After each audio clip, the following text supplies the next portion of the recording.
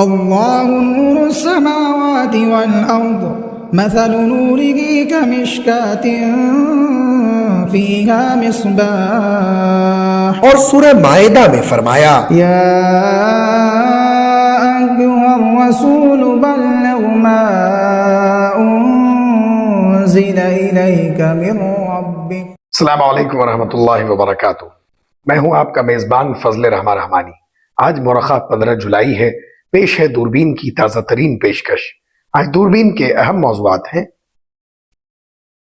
گزشتہ روز دہلی میں آل India Muslim personal لا board کا اجلاس منعقد ہوا، جس میں سپریم کورٹ کے فیصلے اور یو سی سی پر اہم بات چیت ہوئی۔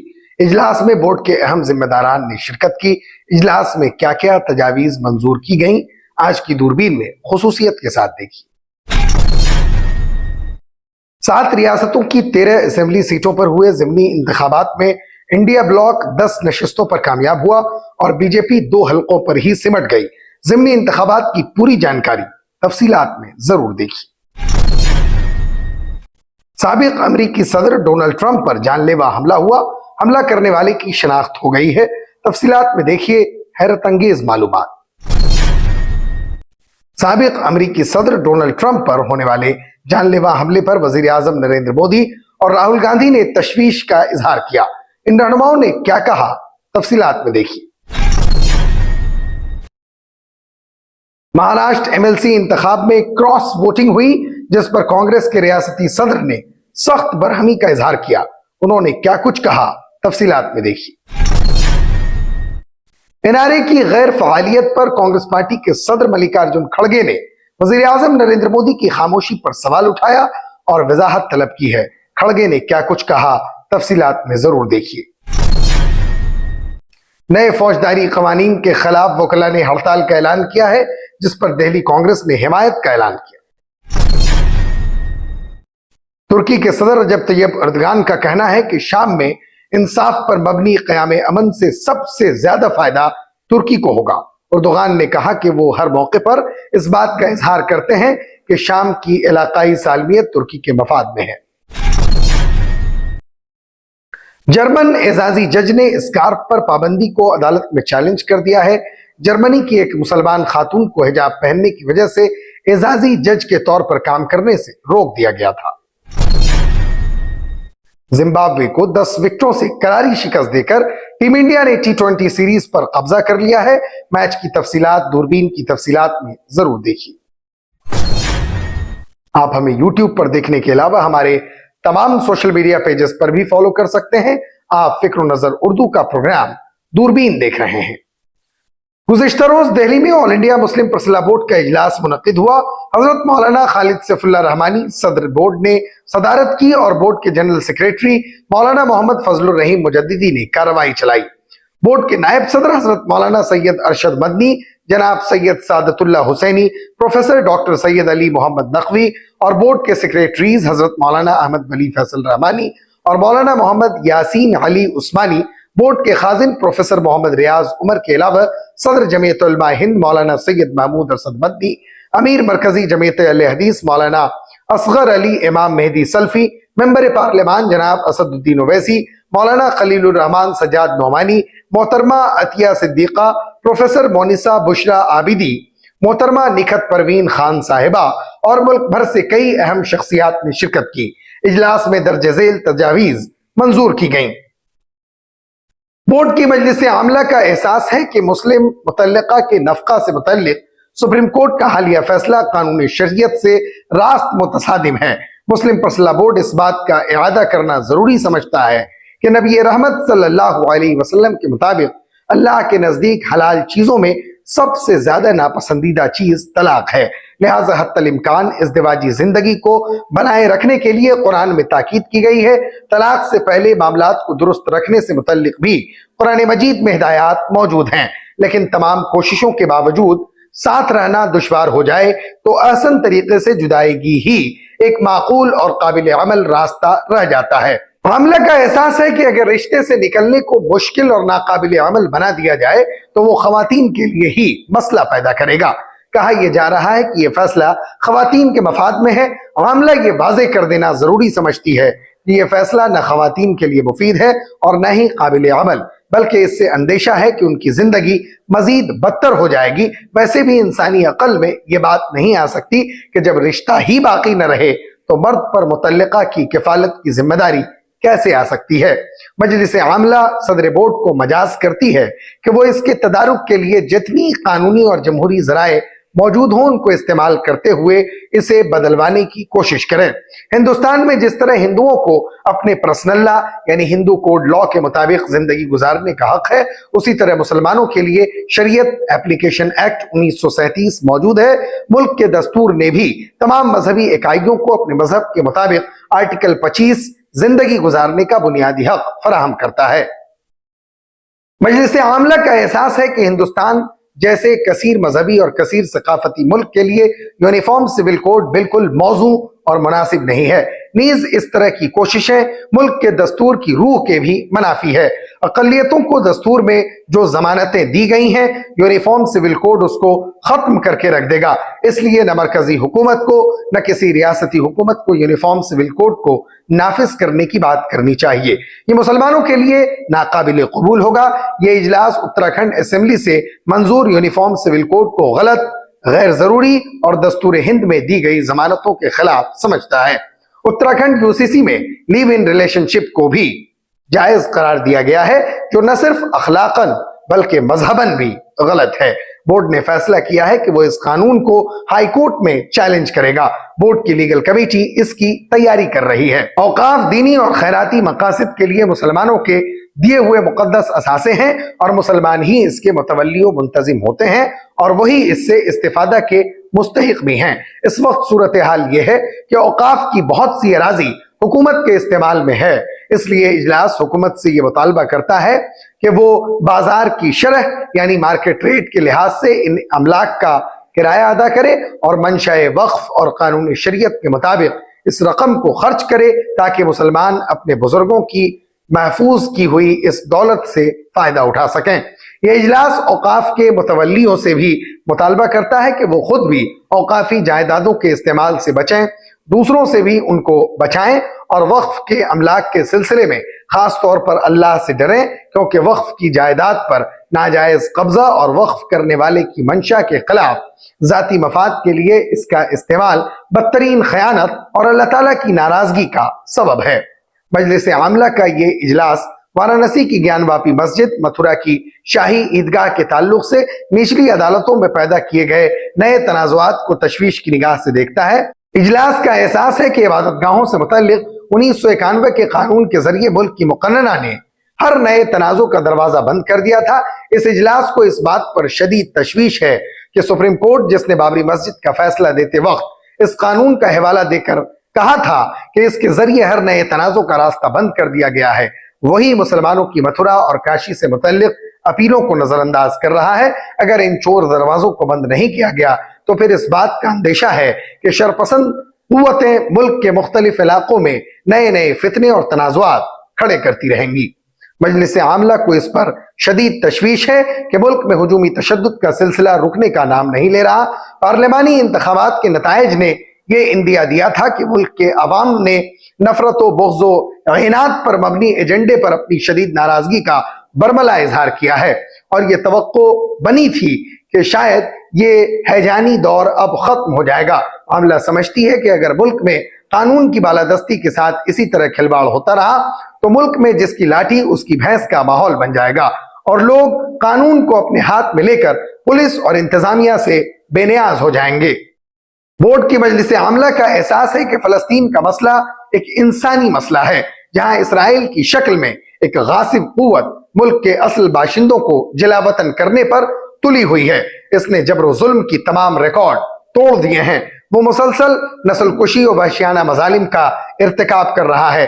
اس جنگ کی ابتدا 7 اکتوبر سن 2023 سے نہیں بلکہ جون سن 1967 سے ہوئی ہے، جب اسرائیل کسی قانونی جواز کے بغیر پورے فلسطین، مغربی کنارہ، غزہ اور مسلمانوں کی مقدس مسجد اقصی پر بھی قابض ہو گیا تھا۔ اقوام متحدہ اور سلامتی کونسل بارہا فیصلہ کر چکی ہے کہ اسرائیل مقبوضہ علاقوں کو خالی کر دے، مگر امریکہ اور برطانیہ جیسی استعماری طاقتوں کی شہ پر اسرائیل نے اب تک اس پر عمل نہیں کیا۔ یہ اجلاس اسرائیل اور اس کی پشت پناہی کرنے والی عالمی طاقتوں کی سخت مذمت کرتا ہے۔ اجلاس نے تمام مسلمانوں سے مطالبہ کیا ہے کہ وہ آئلی اور سماجی معاملات میں احکام شریعت کے پابند رہیں۔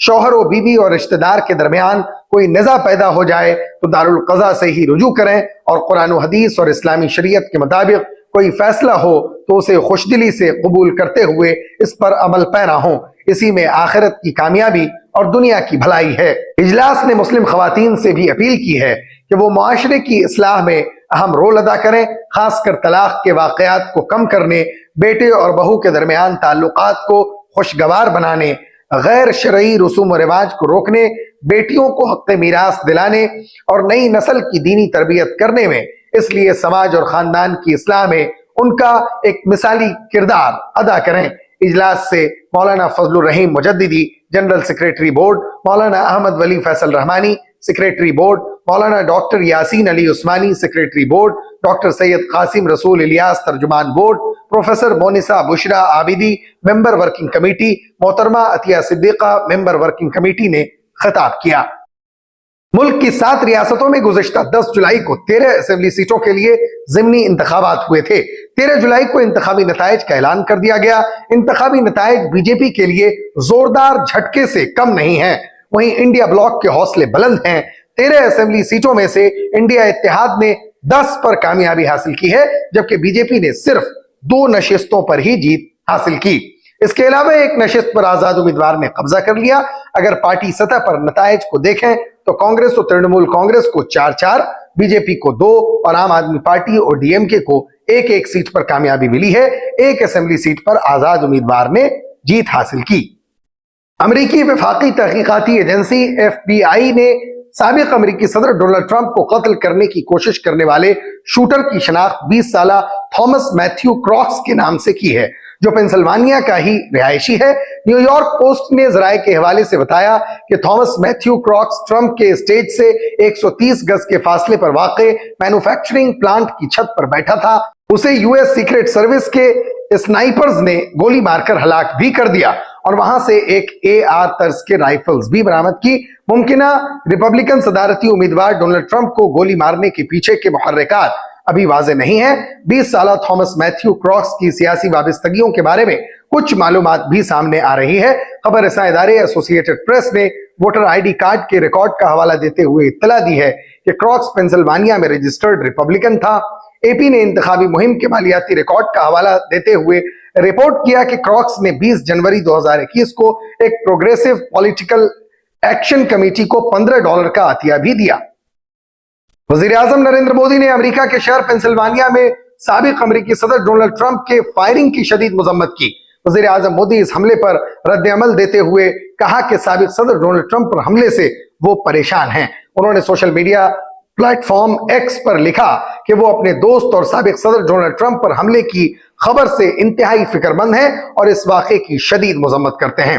وہیں اپوزیشن رہنما راہل گاندھی نے بھی رد عمل دیتے ہوئے کہا کہ وہ سابق امریکی صدر ڈونلڈ ٹرمپ کے قتل کی کوشش پر بہت فکر مند ہیں۔ لوک سبھا میں قائد حزب اختلاف راہل گاندھی نے انتخابی ریلی میں فائرنگ کے واقعے میں زخمی ہونے والے سابق امریکی صدر ڈونلڈ ٹرمپ کی جلد صحت یابی کے لیے دعا کی۔ انہوں نے social media website X پر لکھا کہ وہ سابق امریکی صدر ڈونلڈ ٹرمپ کے قتل کی کوشش پر بہت فکر مند ہیں۔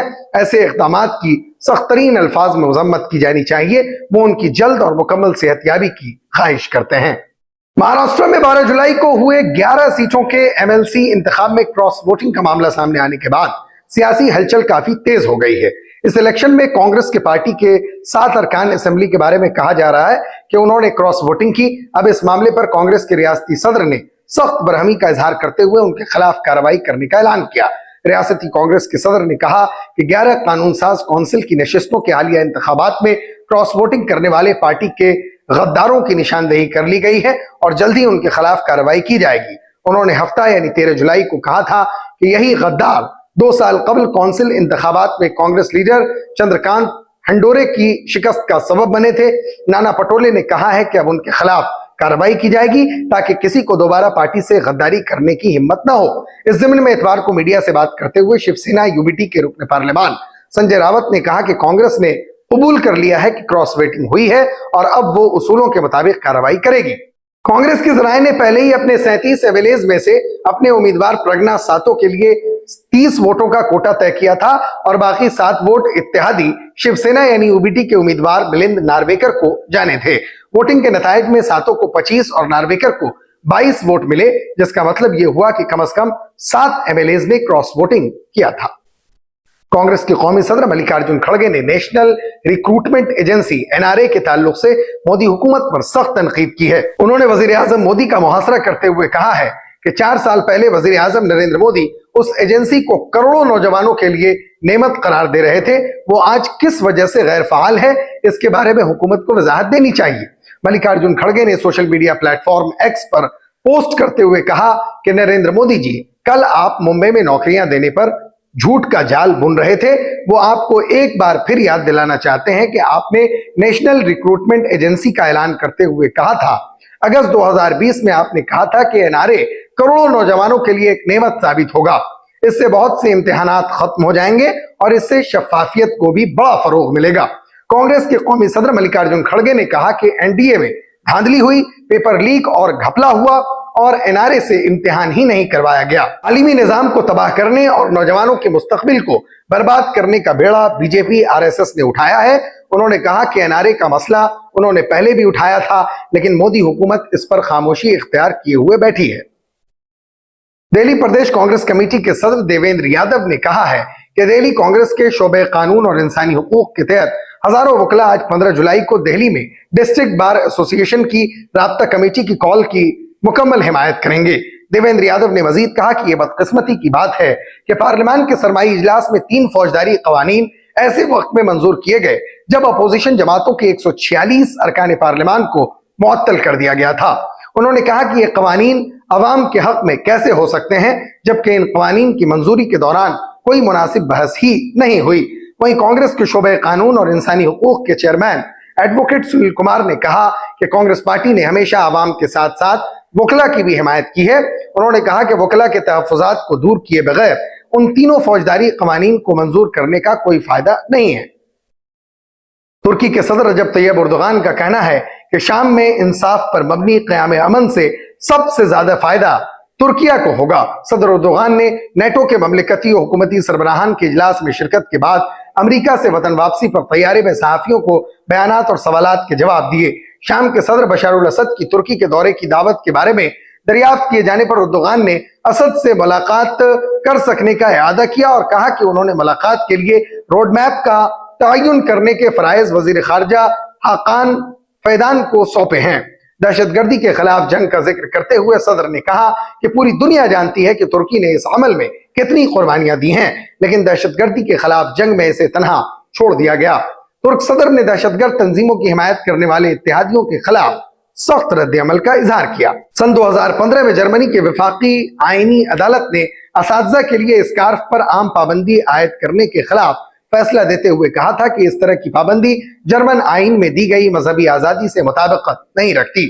اب تقریباً 9 برس بعد وہی عدالت ایک بار پھر اس دیرینہ سیاسی اور سماجی مسئلے کو حل کر رہی ہے۔ جرمنی میں اعزازی جج فوجداری مقدمات کی مرکزی کارروائی میں حصہ لیتے ہیں اور زیریں فوجداری عدالت میں فیصلہ سازی کے دوران مرکزی جج کو مدد فراہم کرتے ہیں۔ تاہم اس عدالتی فیصلے سے ایک نئی آئینی الجھن نے جنم لیا ہے اور وہ ہے مذہب پر عمل کرنے کی آزادی اور اعزازی جج کے عہدے پر کام کرتے وقت ریاست کی غیر جانبداری کے تقاضوں کے درمیان ٹکراؤ کا پیدا ہونا۔ سارا لنکن نے کہا کہ سوسائٹی فار سول رائٹس کا خیال ہے کہ اگر بعض گروپوں کو خارج کر دیا جائے تو نظام انصاف پر اعتماد کو نقصان پہنچ سکتا ہے۔ وہ کہتی ہیں کہ سر پر اسکارف پہننے والی مسلم خواتین بھی جرمن معاشرے کا حصہ ہیں۔ جرمنی کے وفاقی آئینی عدالت میں اپنا مقدمہ لڑنے والی مسلمان اعزازی جج ایک تربیت یافتہ استانی ہیں اور وہ مذہبی انتہا پسندی، سامیت، دشمنی اور نسل پرستی کے خلاف لیکچر بھی دیتی ہیں۔ بطور استاد ان کا کام کرنے کا دورانیہ مختصر تھا کیونکہ تب ایک بچے کی پیدائش کے بعد انہوں نے چھٹی لے لی تھی، لیکن انہوں نے سن 2006 میں دوبارہ ملازمت شروع کر دی۔ 15 سال سے زیادہ کا عرصہ گزر چکا ہے جب انہیں پہلی بار ایک جرمن ریاست میں ان کے عقیدے اور ظاہری شکل کی وجہ سے مسترد کر دیا تھا اور اس مسلمان خاتون کو کریئر تبدیل کرنے پر مجبور کر دیا تھا۔ हरारे स्पोर्ट्स कॉम्प्लेक्स में खेले गए चौथे टी20 इंटरनेशनल मैच में हिंदुस्तान जिम्बाब्वे को 28 गेंदें बाकी रहते 10 विकेटों से शिकस्त देकर सीरीज अपने नाम कर ली। हिंदुस्तान ने जिम्बाब्वे के 152 रनों के हदफ के ताक़ुब में हिंदुस्तान के सलामी बल्लेबाज कप्तान शुभमन गिल और यशस्वी जायसवाल ने जारहाना अंदाज में इनिंग की शुरुआत की। यशस्वी जायसवाल ने 53 गेंदों पर 13 चौकों और 2 छक्कों की मदद से नॉट आउट 93 रनों की शानदार इनिंग खेली। दूसरी तरफ कप्तान शुभमन गिल 39 गेंदों पर 6 छक्कों और 2 छक्कों की मदद से 58 रन बनाकर नॉट आउट रहे। हिंदुस्तान ने बगैर किसी नुकसान के 15.2 ओवर्स में मतलूबा हदफ हासिल कर लिया। इससे कबल जिम्बाब्वे के सलामी बल्लेबाजों वेस्ली मदवेर 25 और तादवांसे मारोनार्नी 32 ने पहले विकेट के लिए 63 रनों की उम्दा शिराकतदारी की। कप्तान सिकंदर रजा ने 2 चौकों और 3 छक्कों की मदद से 46 रनों की जारहाना इनिंग खेली। जिम्बाब्वे ने मुकर्ररा 20 ओवर्स में 6 विकेटों के नुकसान पर 152 रन बनाए। हिंदुस्तान की जानिब से खलील अहमद 2 विकेट लेकर सबसे कामयाब गेंदबाज साबित हुए। इसके अलावा तुषार देशपांडे, वाशिंगटन सुंदर और अभिषेक शर्मा को एक एक विकेट मिला। फिक्र नजर की खास बुलेटिन दूरबीन की गुज़िश्ता पेशकश में शारिक रहमानी, सफा, मुबीन रजा, मोहम्मद असलम, समीउल्लाह, शाहजेब, ज़ेबा ज़हूर, वहीदुर रहमान, मौलाना नसीम अहमद नदवी, गफरान रहमानी और मोहम्मद सादिक साहबान ने अपना कीमती तबसरा करके हमारी हौसला अफजाई की है। हम अपने तमाम नाजरीन का शुक्रिया अदा करते हैं। आप मुझसे और हमारे साथियों से हमारे फेसबुक पेज पर भी जुड़ सकते हैं। हमारा फेसबुक पेज का आईडी है फिक्र नजर ऑफिशियल। शुक्रिया।